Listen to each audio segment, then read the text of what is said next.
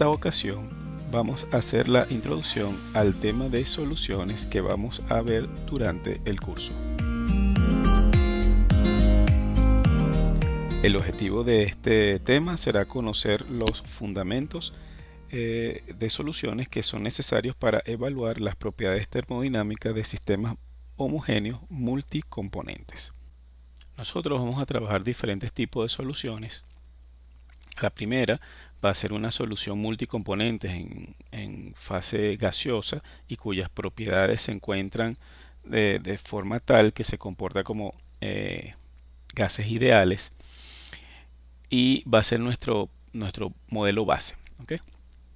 Nosotros vamos a utilizar un par de propiedades termodinámicas que se llama fugacidad, que se denota con la letra F.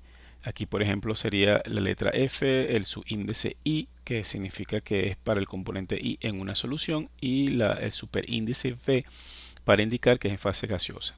Entonces, con este sombrerito que tiene en la parte superior, diríamos que se llama fugacidad parcial del componente I en la fase gaseosa. Cuando estamos en una solución de gases ideales, esa fugacidad va a ser igual a la presión parcial. Más adelante en el curso veremos cómo se obtiene esta relación.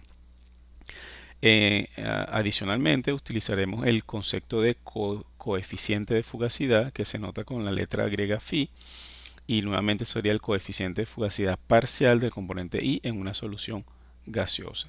Si la solución es ideal, entonces el coeficiente para cualquier componente en la solución es exactamente igual a 1. Luego vamos a extender estas soluciones ideales cuando, por ejemplo, en fase gaseosa trabajaremos con un gas que se encuentra a unas condiciones diferentes de gases ideales. En este caso, pues la fugacidad parcial del componente se ve un poco modificada porque aparece el término fugacidad, coeficiente de fugacidad del componente I. Fíjense que es el coeficiente de fugacidad, no aparece el sombrerito. Esto significa que es coeficiente de fugacidad del componente puro. Por esa razón es que el coeficiente de fugacidad parcial, cuando la solución es ideal y el gas se comporta como un gas real, es igual al coeficiente de fugacidad del componente puro. Por otra parte, también introduciremos cómo se calculan las propiedades de una solución líquida ideal. En este caso, se introduce el coeficiente de actividad denominado con la letra gamma, y cuando la solución es líquida ideal, este gamma es igual a 1 para todos los componentes. Por su parte, el coeficiente de fugacidad, la fugacidad parcial del componente I va a ser igual a la fracción molar multiplicado por una fugacidad que vamos a llamar estándar, y más adelante vamos a ver qué valor toma esta fugacidad parcial. ¿Okay? Por último, vamos a tratar con soluciones no ideales, también en fase líquida y en fase vapor. En la fase vapor, pues el cambio principal viene precisamente con ese coeficiente de fugacidad parcial. En este caso ya no es ni siquiera, ya el coeficiente de fugacidad parcial no es igual a 1, tampoco es igual al coeficiente de fugacidad parcial, sino que va a tener una expresión en donde se puede determinar cuál es el coeficiente de fugacidad parcial en una solución gaseosa no ideal. ¿Okay? Con respecto a la fugacidad parcial del componente I en la fase vapor, pues es prácticamente muy parecida a las soluciones ideales, con la diferencia es en el coeficiente de fugacidad parcial, ya se calcula un poco diferente. Cuando tratamos con soluciones líquidas no ideales, entonces la principal diferencia viene que el coeficiente de actividad ya es diferente a 1. Ahora vamos a tener unos modelos que se llaman modelos de coeficientes de actividad, que son unas ecuaciones que nos permiten predecir cómo se comporta ese componente I en la solución, líquida, y entonces el coeficiente de fugacidad parcial se va a ver un poco modificado.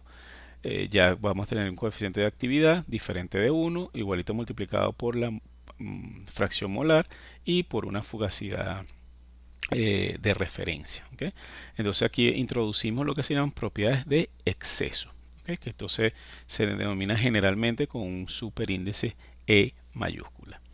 Entonces, como aplicaciones a estos cálculos de propiedades, lo vamos a hacer para proceso de mezclado, y también va a ser de uso fundamental en equilibrio de fases. ¿Sí?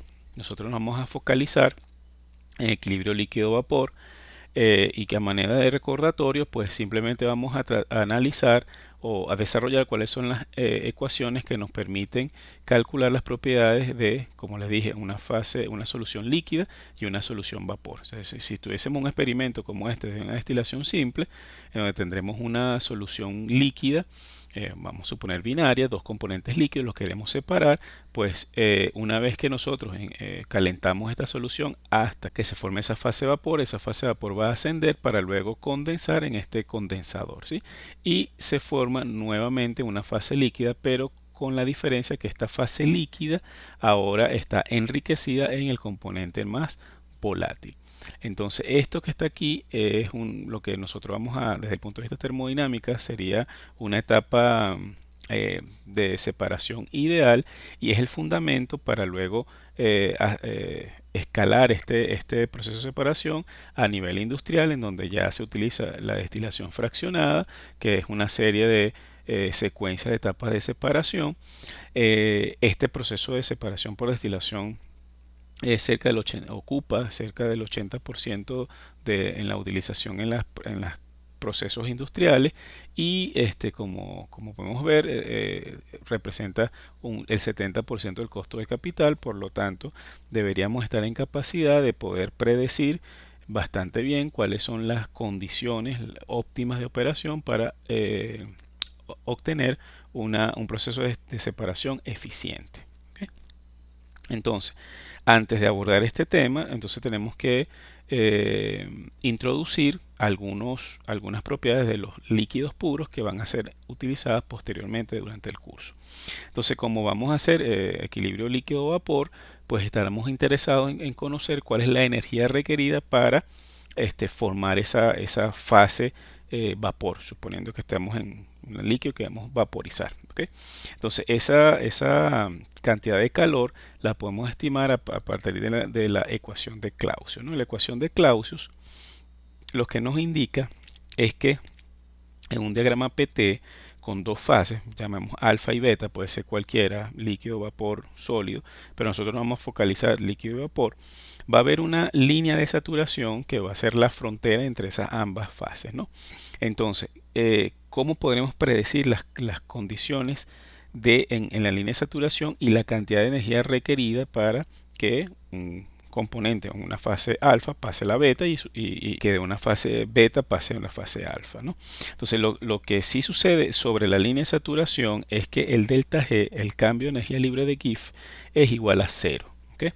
Entonces, ¿cómo nos puede servir esto para estimar las propiedades? Bueno, nosotros conocemos ya que el cambio de la energía libre de Gibbs se puede estimar a partir del volumen molar del fluido multiplicado por el cambio de presión menos la entropía que tenga ese fluido en la fase por el delta T. ¿Okay?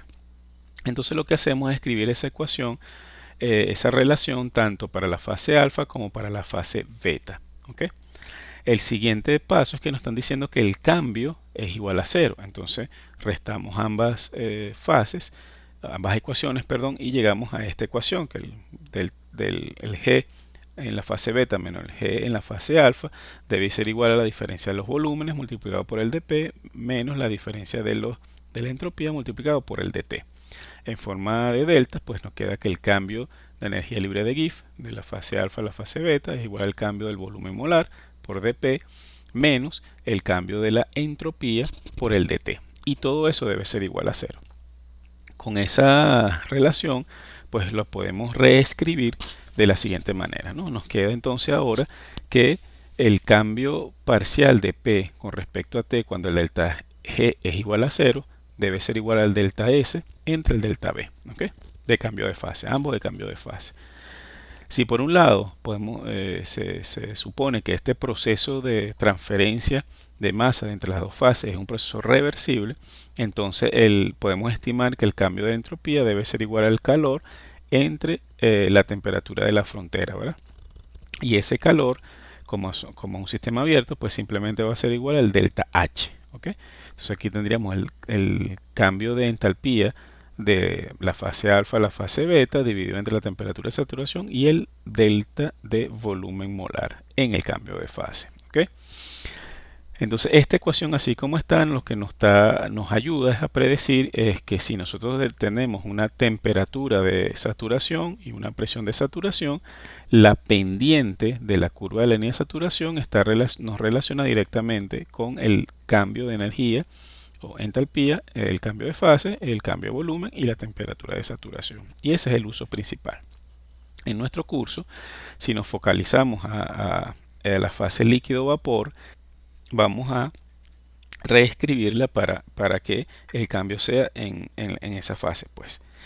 De esa manera, bueno, ya sabemos que el delta G es igual a cero, entonces yo puedo reescribir esta cambio parcial entre cambio total, sería el delta P de saturación entre delta T, va a ser igual al delta H de vaporización entre la temperatura de saturación y delta B de vaporización. Ahora bien, si este proceso de cambio de fase ocurre a unas condiciones de presiones bajas, entonces el volumen molar del gas suele ser mucho mayor que el volumen molar del líquido. Por lo tanto, este delta B se puede decir que es aproximadamente igual al volumen molar del gas, ¿sí? Con eso en dicho, pues, entonces nosotros sustituimos aquí delta B por la relación, la ley de gases ideales, el volumen es RT entre P, y podemos reescribir esta ecuación hasta que obtenemos que el cambio de el logaritmo neperiano de la presión de saturación, pues simplemente es igual delta H de vaporización entre R de T entre T al cuadrado. Esta T es la temperatura de saturación. Y esta ecuación es la que se denomina ecuación de Clausius-Clapeyron, que la vamos a utilizar